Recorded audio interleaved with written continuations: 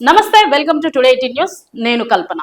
Israel Iran కు మధ్యలో యుద్ధాలు జరిగే విషయం మనందరికీ తెలిసిందే. దాదాపు కొద్ది రోజుల నుండి ఈ ఇరాన్ కు ఇజ్రాయెల్ కు మధ్యలో యుద్ధాలు కొనసాగుతూనే ఉన్నాయి. అయితే ఈ ఇరాన్ కు ఇజ్రాయెల్ కు మధ్యలో జరుగుతున్న యుద్ధ ప్రభావం కొన్ని దేశాల మీద పడుతుంది అంటే ఖచ్చితంగా పడి తీరుతుంది. అలాగే భారతదేశం మీద కూడా ఈ యుద్ధ ప్రభావం పడుతుందా అంటే ఖచ్చితంగా పడుతుంది అని నిపుణులు వెల్లడిస్తున్నారు. అయితే ఈరోజు మార్నింగ్ వార్తల్లో కూడా చూసినట్టయితే మోడీ అండ్ టీం కలిసి కేంద్ర ప్రభుత్వం కూడా ఈ విషయంలో ఈ యుద్ధ ప్రభావం భారతదేశానికి పడే అవకాశం ఉందేమో అని గ్యాస్, ఆయిల్, పెట్రోల్, డీజిల్ గురించి కూడా చర్చానీయాంశంగా మారింది. ఇది చర్చించుకోవడం కూడా జరుగుతుంది. ఇవన్నీ కూడా మనం చూస్తున్నాం. సో భారతదేశం ఇరాన్తో, ఇజ్రాయెల్తో, అమెరికాతో డైరెక్ట్ యుద్ధం చేయకపోయినప్పటికీ భారతదేశం మీద ఈ ప్రభావం ఖచ్చితంగా పడుతుంది. ఆర్థిక వ్యవస్థ కూడా దెబ్బతినే అవకాశం ఉందని మనకు వార్తల్లో వెలువడిస్తున్నాయి. అయితే ఇప్పుడు ప్రస్తుతం ఇజ్రాయెల్ కు ఇరాన్ కు మధ్య ఈ ఉన్న యుద్ధము ఇంకా తీవ్రంగా కొనసాగుతుందని తాజాగా వచ్చిన లేటెస్ట్ అప్డేట్స్ లో కూడా మనం చూస్తున్నాం. ఈ ఘర్షణ ఎప్పుడు మొదలైంది? అసలు ఈ ఘర్షణ ఫిబ్రవరి 28, 2026లో ఈ యుద్ధం ప్రారంభమైంది. ఈ యుద్ధంలో మనం చూసినట్టయితే ఇరాన్ సుప్రీం లీడర్ను కూడా కోల్పోవడం జరిగింది. దాంతోపాటు దాదాపు 1200 నుండి 1800 మంది దాకా ఇరాన్లో చనిపోవడం జరిగింది. 40 రోజులు సంతాప దినాలు కూడా ప్రకటించారు. అయితే అమెరికా, ఇజ్రాయెల్ కలిసి ఇరాన్ పై భారీ వైమానిక దాడులతో ఇవన్నీ జరిగినాయి. ఈ యుద్ధం మొదలైంది. దానికి ప్రతిగా ఇరాన్ క్షిపణులు కూడా డ్రోన్లతో ఇజ్రాయెల్ పైన దాడులు చేస్తూ వస్తూనే ఉన్నాయి. ఇంకా కూడా దాడులు కంటిన్యూ అవుతున్నాయి. ఇప్పటికీ దాదాపు డే 1 నుండి ఇప్పటి వరకు 12 రోజులుగా యుద్ధం కొనసాగుతూనే ఉంది. తాజాగా ఇరాన్ ఒక ఆపరేషన్ స్టార్ట్ చేసింది. ఆ ఆపరేషన్ ఏంటంటే ఆపరేషన్ ట్రూ ప్రామిస్ 4 పేరుతో టెల్ అవివ్ వంటి నగరాలపై కూడా క్షిపణి దాడులు చేయాలి ఇంకా అనే ఆలోచనతో కూడా ముందుకెళ్తుంది. హైఫా ప్రాంతంలోని ఆయిల్ మరియు గ్యాస్ స్థావరాలను కూడా లక్ష్యంగా ఈ ఇరాన్ పెట్టుకున్నట్లు మీడియాలో సమాచారాలు వస్తూనే ఉన్నాయి. మరోవైపు ఇజ్రాయెల్, అమెరికా కలిసి ఇరాన్లోని మిలిటరీ స్థావరాలపై భారీ ఎయిర్ స్ట్రైక్స్ కొనసాగిస్తూనే ఉన్నాయి. అయితే ఈ యుద్ధ ప్రభావం సామాన్య ప్రజల మీద ఎంత ఒత్తిడికి గురవుతుందో మనం చూసినట్టయితే భారతదేశంలో ఆయిల్ కావచ్చు, లేకపోతే డీజిల్, పెట్రోల్ కావచ్చు, నిన్న గ్యాస్ సిలిండర్స్ దగ్గర ఇప్పటికే క్యూ లైన్లో నిలబడ్డ పరిస్థితి నెలకొంది మన భారతదేశంలో. ఇవన్నీ కూడా మనం చూస్తున్నాం. ఈ యుద్ధం ఇతర దేశాలకు కూడా విస్తరణ జరుగుతుందా అంటే విస్తరణ జరుగుతుంది. లెబానాన్లో కూడా ఇజ్రాయెల్ దాడులు జరిగి 7 మంది మరణించారు.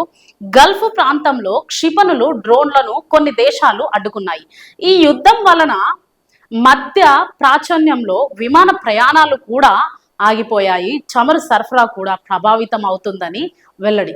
ఈ యుద్ధం వలన అక్కడ చిక్కుకుపోయిన మన భారతీయులు స్వదేశానికి రావడానికి కేంద్రం ప్రభుత్వం ఎంతగానో కృషి చేస్తుంది. మన స్వదేశానికి భారతీయులను తీసుకురావడానికి ప్రభుత్వం చర్యలు కూడా తీసుకుంటుంది.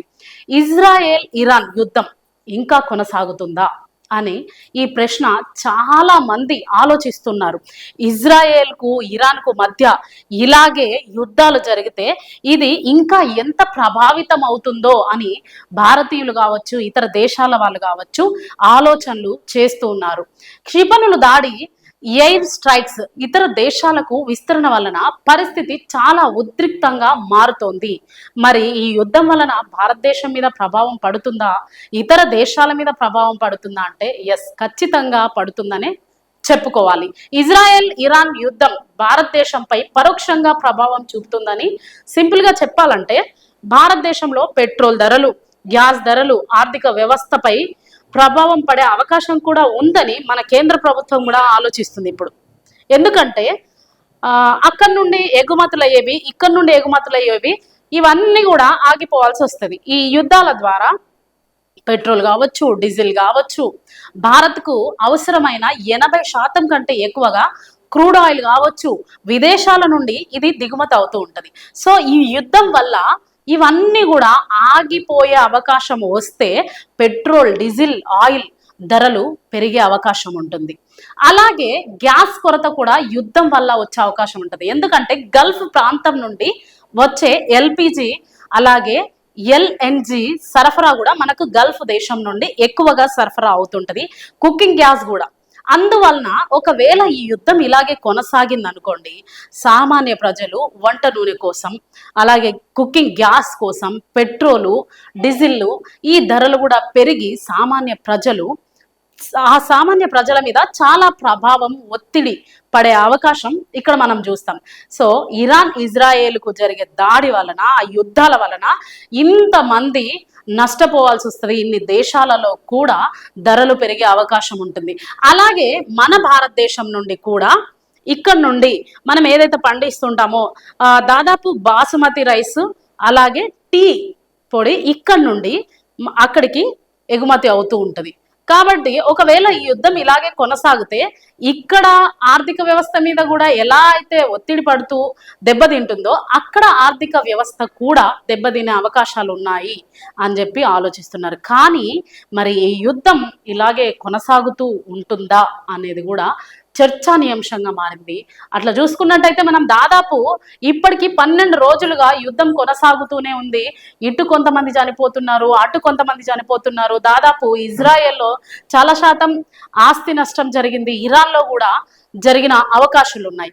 అలాగే భారతదేశంలో ఒకవేళ డైరెక్ట్ మన భారతదేశం యుద్ధం చేయకపోవచ్చు, మనకు ఎలాంటి ఆస్తి నష్టం జరగకపోవచ్చు, కానీ మనకు ఆర్థికంగా నష్టపోయే అవకాశం ఉందని ఖచ్చితంగా నిపుణులు వెల్లడించారు.